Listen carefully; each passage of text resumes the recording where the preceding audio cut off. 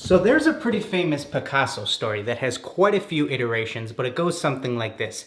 He was sketching in the park and a woman came up to him and said, "I really would appreciate it if you could sketch me really quickly and I'll pay you whatever you think it's worth." And so Picasso quickly goes ahead, does the sketch and hands it over to the woman and says, "This will be $10,000. And so the woman quickly exclaims, "$10,000? You did this in a matter of 5 minutes." And his response was, "No, you're wrong. It took me a lifetime to know how to do this." And intro.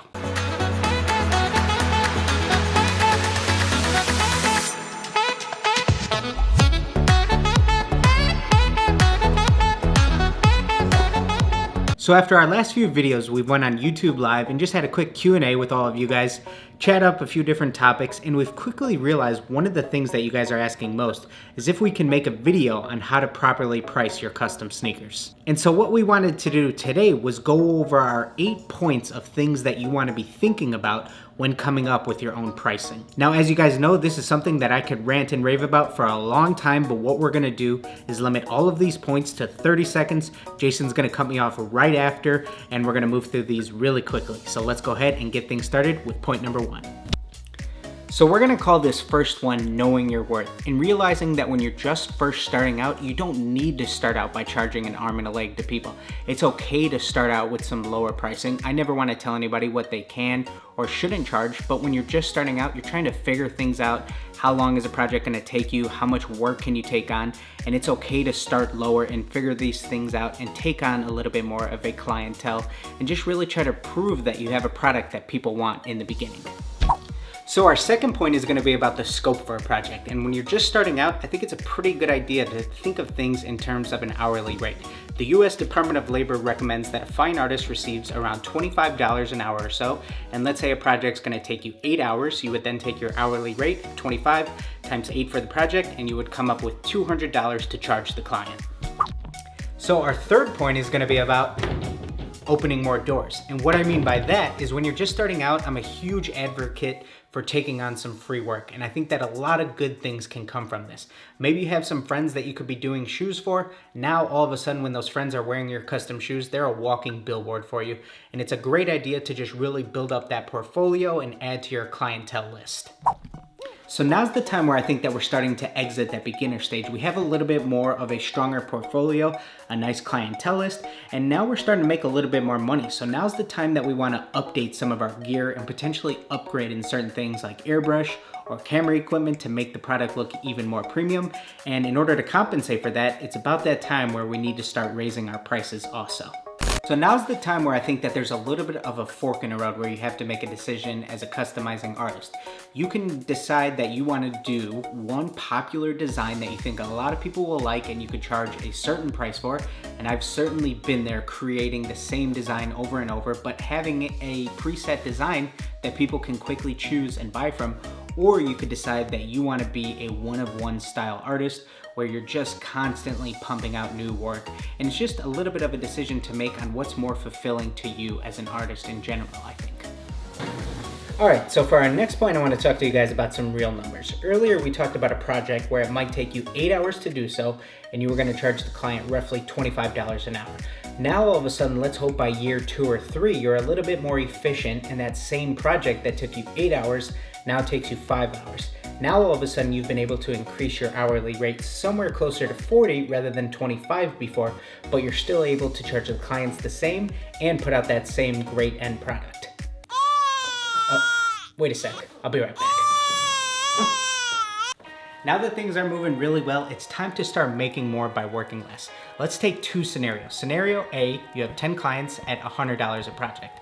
Scenario B, you have 5 clients at $200 a project. What would happen if you just decided to double your rates? You may end up with half the clients, but it's the same amount of time spent for the same end result of profit received on your end. Doesn't the second one sound a whole lot more appealing? That's something that you can do over time. Now, let's go ahead and move into our final point. All right, so now we're at our final point, point number 8, and you're waiting for us to get to some real concrete numbers to start being able to base things off of. And I think that if you're in the beginner stage, a great place to start would be somewhere probably around $20 to $30 an hour, and then just factor in how long you think a project's gonna take you. So like I said, if you have an 8-hour project, you're at maybe $25 an hour, that's about $200 a project.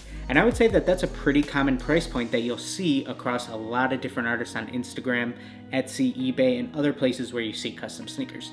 As you start gaining some years under your belt, obviously this number is going to go up, this hourly wage. Maybe you're somewhere between $40 to $60 an hour. And I would say that's not far-fetched either. You now have an 8-hour project, and now that's about $400 a project. You've been doing this for a few years, $400 a project, you could definitely say that you are worth that. And then as you get really advanced, it's totally up to you and what people are willing to pay for your artwork. You could be charging anywhere from $100 to $500 an hour per project, and that's not far-fetched for people really wanting your work.